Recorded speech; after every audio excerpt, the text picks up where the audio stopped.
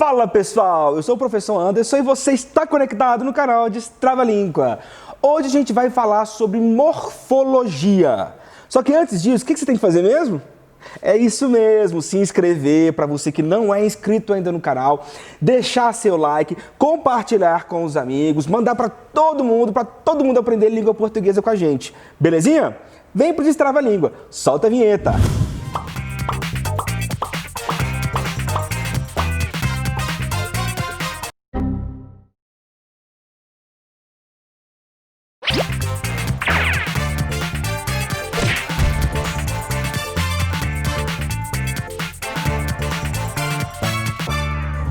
Olha só, galera, na aula de hoje a gente vai falar sobre morfologia. O que é isso, professor Anderson? Nas aulas anteriores, quando a gente falou de fonologia, a gente falou do estudo dos sons. Logia, estudo, fono, sons. Agora, na morfologia, a gente vai falar do estudo da formação das palavras. É isso aí, galerinha. A gente vai estudar, a partir de agora, tudo que envolve a composição e as classificações das palavras, de maneira isolada.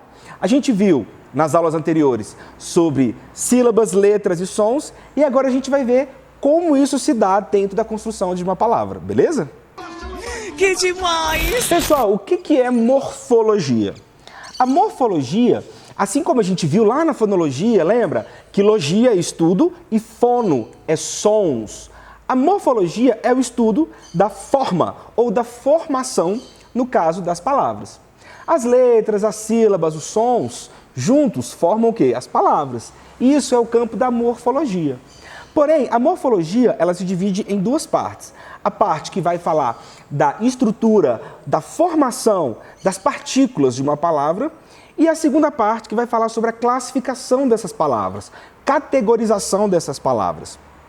Hoje, a gente vai falar somente da formação das palavras, ou seja, como cada palavra da língua portuguesa se forma. Nós dividimos as palavras no nosso idioma por partículas de unidade de sentido. Como assim, professor? A gente vai nomear essas partículas de morfemas. O que são os morfemas, pessoal? Morfemas nada mais é do que uma partícula, uma partezinha da palavra que por si só vai produzir ou trazer um sentido para a construção total dessa palavra. Calma, não precisa se desesperar não, tá? Nos próximos exemplos, a gente vai começar a destrinchar e entender um pouquinho mais sobre essas partículas que formam as palavras. Quando a gente analisa uma palavra, a gente percebe essas partículas, esses morfemas, né? Compondo as palavras. Vamos pegar um exemplo aqui no quadro ao lado. A palavra ensolação. Tá vendo que a palavra insolação ela é derivada da palavra sol? E a partir da palavra sol, a gente foi agregando partículas para formar uma nova palavra com seu sentido único. Pois bem, cada partícula que forma essa palavra, a gente chama de morfema. E cada morfema, ele vai ter uma ideia, um sentido diferente. E agora a gente vai aprender um pouquinho dos nomes e a função de cada morfema, beleza? Os morfemas são radical, desinência, vogal temática, tema e afixos. Porém, no episódio de hoje, a gente vai falar somente dos radicais e das desinências, beleza? Então vamos entender o que são os radicais. Os radicais são aqueles morfemas, aquela partícula da palavra mais importante, aquela que vai dar origem para qualquer outra palavra, ou aquela partícula que vai se repetir várias vezes nas suas derivações. Vamos pegar o exemplo da palavra pedra. Da palavra pedra, a gente pode derivar outras palavras. Por exemplo, pedregulho, empedrar, pedraria. Percebam que dessas derivações, quais são os termos ou qual a partícula que se repete em todas essas fileiras de palavra? É a partícula P-E-D-R,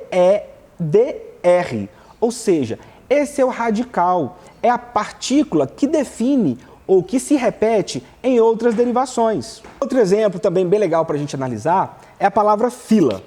Na palavra fila, a gente pode originar enfileirado, fileira, enfileirar. Tá vendo que a gente tem uma mesma partícula, o mesmo pedacinho, o mesmo morfema que se repete em todas elas? Pois bem, isso a gente chama de radical. Para você observar e identificar o radical de uma palavra, procure os derivados dessa palavra e essa partícula que se repete a gente chama de radical, beleza? O segundo morfema que a gente vai estudar agora se chama desinência. O que são as desinências, pessoal? Então, tendo como base o nosso radical, as variações que cada palavra vai sofrer, por exemplo, a variação de gênero, masculino e feminino, a variação de números, plural e singular, tempo, presente, passado, futuro, modo, imperativo, subjuntivo, indicativo, essas variações a gente chama de desinências, tá bom? Então, tudo que for variar dentro desses campos aí, a gente chama de desinência. Vamos ver o exemplo? A palavra menino. Para a gente treinar aqui, qual seria o radical da palavra menino? Talvez uma outra palavra que deriva da palavra menino seria menina. Ou seja, o M é o NI, meni, e o N soletre corretamente a palavra é menina. O M é o NI e o N. Professor Sérgio, a palavra está? Correta. Muito bem. O M é o NI e o N, eles se repetem, ou seja, eles são radicais. O que altera aí é a desinência de gênero, porque o O, ele remete à desinência de gênero masculino e o A se remete à desinência de gênero feminino. Então percebam que quando eu tenho variação de gênero, eu tenho uma desinência. Vamos ver os outros exemplos de desinência. O verbo cantar, o verbo cantei e o verbo cantarei. Então percebam que o que dá sentido, o que diferencia o tempo verbal, são as desinências. Então, o radical da palavra cantar é o C-A-N-T, cante. Agora, o ei, cantei, é uma desinência do tempo passado.